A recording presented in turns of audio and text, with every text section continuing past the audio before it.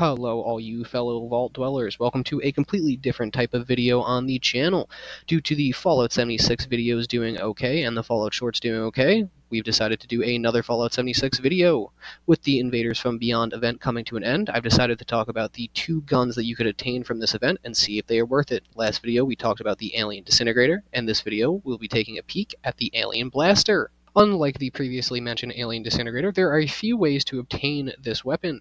The first way that you could obtain it is from the limited time event Invaders from Beyond, just like the Alien Disintegrator. And again, just like the Alien Disintegrator, this is the only way that you could get the mods for this weapon. There is one mod, the Fusion Cell magazine, that you could get in the actual game without doing any events or anything like that, but this is the only way that you could get the plans to craft this weapon and all of the other mods besides player trading. You may be able to find it in someone's vending machine if you're lucky. Now, if you don't care about the mods and you just want to get your hands on a base version of the Alien Blaster, you could travel on over to the Carlton Mine, right next to this beautiful butterfly, and you head on down to that lake right down there.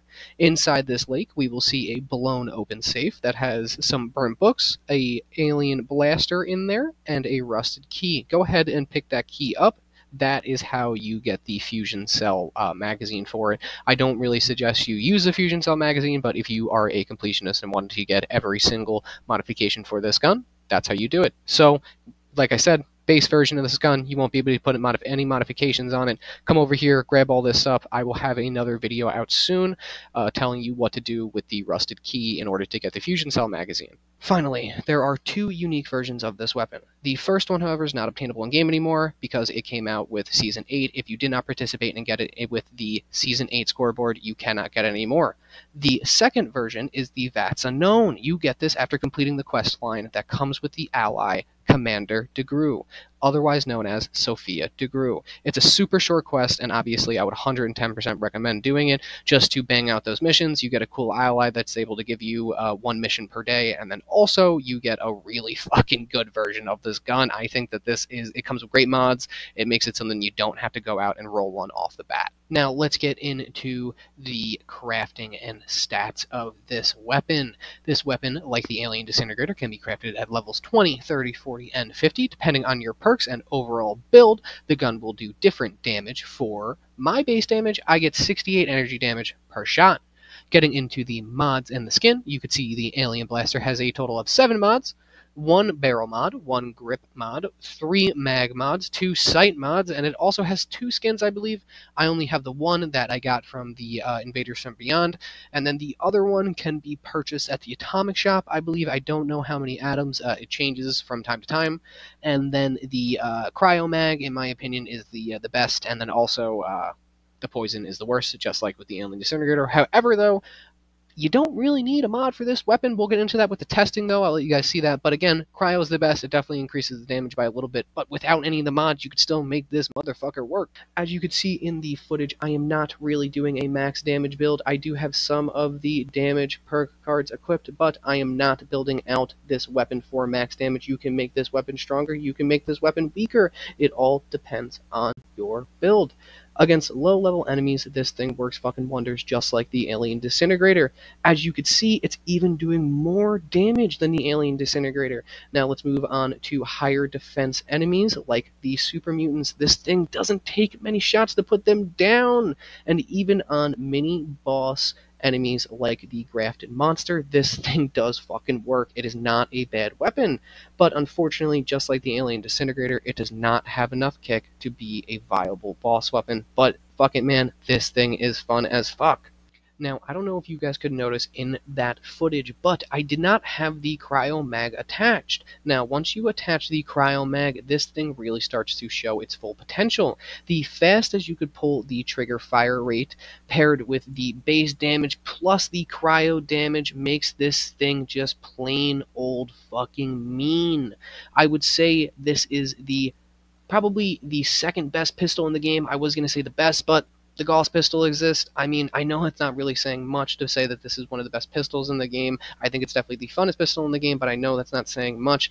But hey, the pistol builds could still hang with this thing. They could output enough DPS to be viable. So I sincerely think everyone would agree that there are much more positives with the Alien Blaster than with the Alien Disintegrator.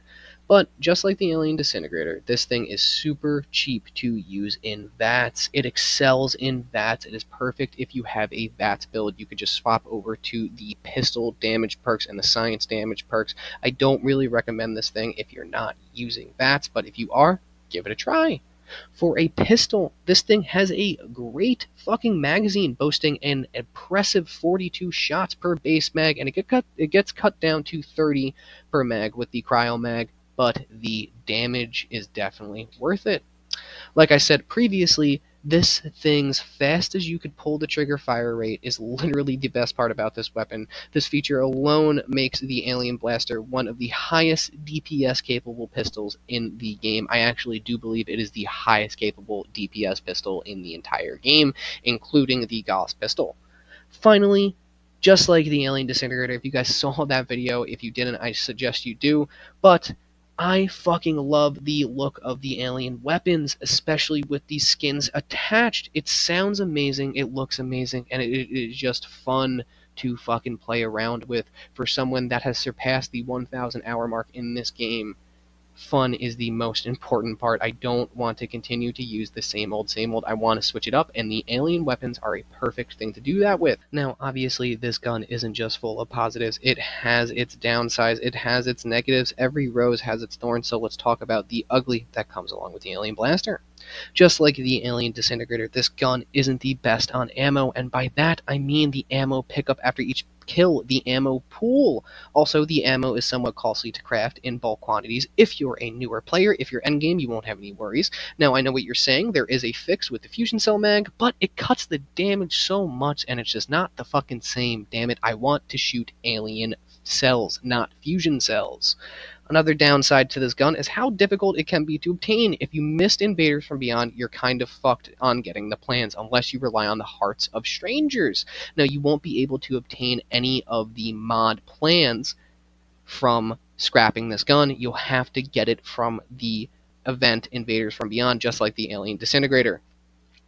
Now, even though this is one of the best pistols in the game, it doesn't really carry over the same damage from previous Fallout games. If you played Fallout 3, Fallout New Vegas, even Fallout 4, you know that the Alien Blaster can deal a shit ton of damage, and unfortunately, the Alien Blaster in Fallout 76 is just shy of that. Is a little disappointing, and it leaves players feeling unsatisfied from all of the alien weaponry that doesn't live up to the hype.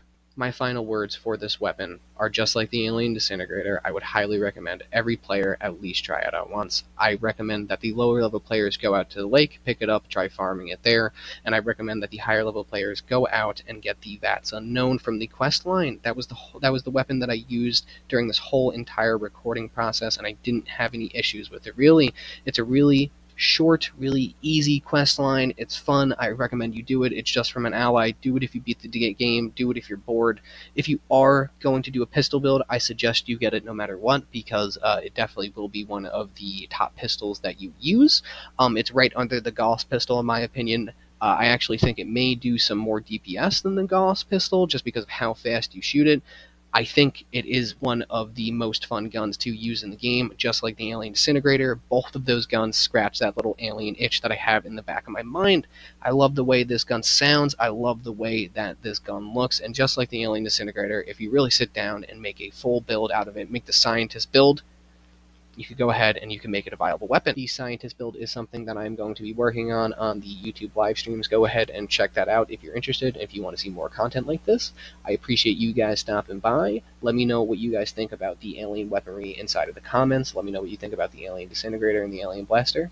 I just want to thank you guys for stopping by, and as always, until next time.